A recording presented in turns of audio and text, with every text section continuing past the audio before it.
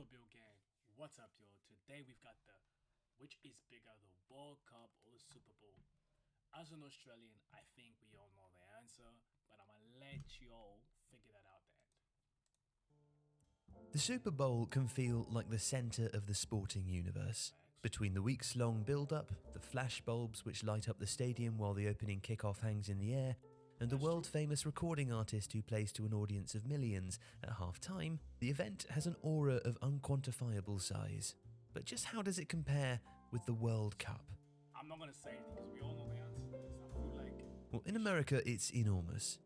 Super Bowl 56, which saw the Los Angeles Rams defeat the Cincinnati Bengals, was relatively unremarkable in viewership terms.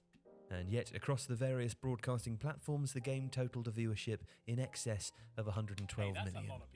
That represented a rise on the previous year, but it was still significantly short of the 172 million viewers attracted by Super Bowl 51, in which the New England Patriots enacted a stunning comeback against the Atlanta Falcons.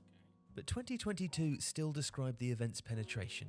According to Nielsen data published by NFL.com, 90% of all people using a television in the United States during the event on February the 13th, 2022 were watching Super Bowl 56. So while it has its ups and downs, the Super Bowl dominates its market. By adjusting its estimates to include different sized viewing parties, Nielsen calculated that roughly 208 million people watched the most recent Super Bowl, a figure roughly two-thirds the size of the United States population. But while that describes its local presence and doesn't incorporate the between 30 to 50 million viewers who watched from outside the US, expressing that viewership as a percentage of the global population of 8 billion provides important context, and also shows that the World Cup is on an entirely different scale. In 2018, 3.6 billion people watched the tournament. Across the 64 games played in Russia, the average per-match television audience was 194 million. Essentially, on a viewership basis alone, that equates to 64 Super Bowls within a month.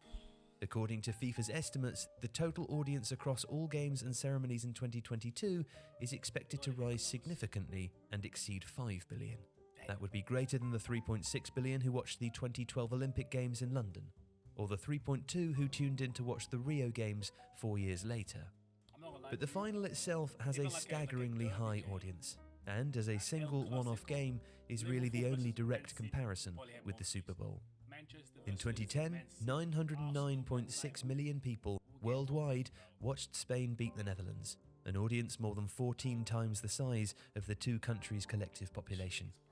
In 2014, that figure rose again, with 1.01 billion viewers tuning in to see Germany defeat Argentina after extra time. And that number grew further in 2018, with 1.1 billion people across the world seeing France defeat Croatia in Russia. It's an upward trend which captures the growth of the event, but also the tournament's truly global nature and the final's imperviousness to the identity or size of the countries taking part. In that regard, it's a spectacle and an event without comparison. If you like this video, please comment and subscribe, ring that notification bell. I know Americans are not gonna like this, but I hope this goes into your head. As an Australian myself and an African man, it is very clear football dominates every sport. Like, let's be for real. Alright? Comment and subscribe, ring that notification bell. That's me. Get